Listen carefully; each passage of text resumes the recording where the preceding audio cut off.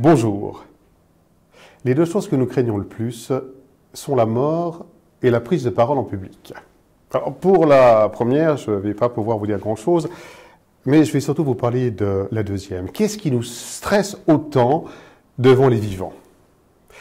Eh bien, certainement la peur du jugement, de ne pas être à la hauteur, de ne pas réussir, de ne pas donner le maximum de nous-mêmes, etc. Ça vient d'une grande partie de notre éducation, tout petit, les moqueries de nos camarades, le fait d'être devant la classe quand on devait réciter un poème, c'était absolument l'enfer. Tout ça nous a configuré dans cette espèce de difficulté de prendre la parole et d'avoir en face de nous un public qui pourrait être simplement bienveillant.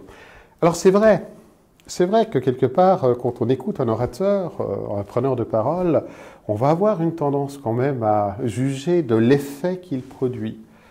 C'est assez normal en l'occurrence. D'où la mobilisation de l'orateur pour connaître son sujet et savoir ce qu'il doit dire ou comment il doit le dire. Mais revenons sur le trac, d'autres problématiques émotionnelles. Nous avons au niveau du plexus solaire un centre nerveux émotionnel. Et c'est là, généralement, que nous avons tout à coup, dans une mauvaise nouvelle ou une appréhension, quelque chose qui se tend comme ça.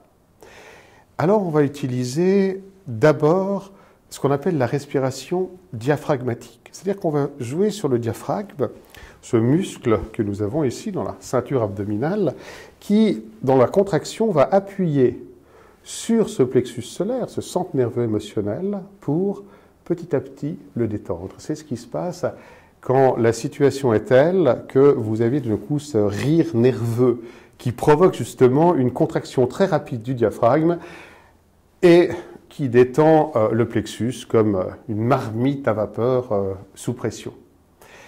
Alors, je vais vous montrer l'exercice suivant. Vous allez donc inspirer uniquement par la partie ventrale.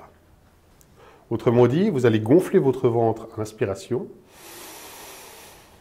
et le creuser au maximum à l'expiration.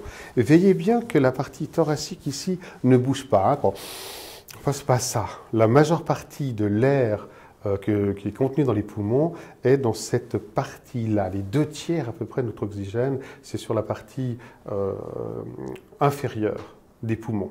Donc un travail sur inspiration, expiration. Faites-le pendant un moment. Prenez le temps. Arrivez dans une respiration lente, profonde. Et puis, je vais ajouter un petit truc en programmation neurolinguistique, en PNL, ce qu'on appelle un ancrage. Vous allez utiliser vos 5 sens, qui sont le fondement, justement, de nos émotions. Vous allez vous imaginer dans un endroit merveilleux que vous connaissez peut-être, en revoyant les images, en écoutant les sons, en sentant les différentes senteurs ou parfums. Peut-être même il y a des goûts qui vont revenir, il y a une brise marine, du sable, etc. qui va vous toucher. Et vous vous replongez là-dedans, dans cette respiration lente et profonde. Vous vous tenez, par exemple, le pouce. Et vous prenez le temps de le faire. Eh bien, avant une prise de parole en public, vous prenez juste le temps de cette respiration. Vous reprenez votre pouce, ce qu'on appelle l'ancrage. Vous allez vous repositionner dans cette décontraction. Et déjà ça sera un plus. Même si, pour vaincre le trac, il faut quand même tout un processus un peu plus long de respiration diaphragmatique ou ventrale. Comme disait Louis Jouvet, un grand comédien des années 50-60, rassurez-vous, le trac, ça vient quand on a du talent. Et vous avez du talent.